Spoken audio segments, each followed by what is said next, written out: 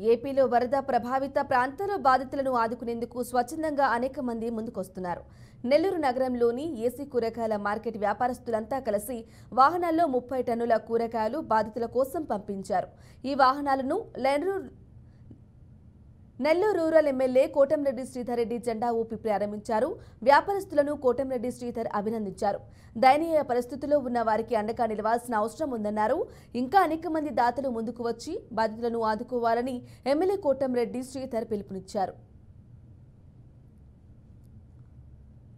రాష్ట్రంలో ఇటీవల ప్రకృతి పగబట్టి విజయవాడ ప్రాంతాలు భారీ వరద, గత 100 సంవత్సరాల్లో ఎప్పుడూ లేనటువంటి వరద, ప్రాణ నష్టం, ఆస్తి నష్టం, పత్రికలు చూస్తే, టీవీలు చూస్తే హృదయ విదారక వేదనలు.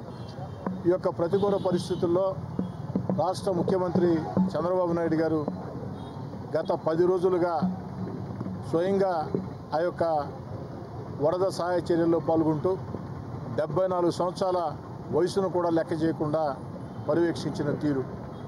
ఈ సందర్భంగా వరద బాధితులకి ప్రపంచం అంతా కూడా అండగా నిలుస్తూ ఉంది. ప్రపంచం అంతా కూడా ఆ యొక్క అండగా నిలుస్తున్న తీరుని అందరూ కూడా, రాష్ట్రం అంతా కూడా వివిధ ప్రాంతాల నుంచి స్వచ్ఛంద సేవా సంఘాలు, దాతలు ముందుకు వచ్చారు.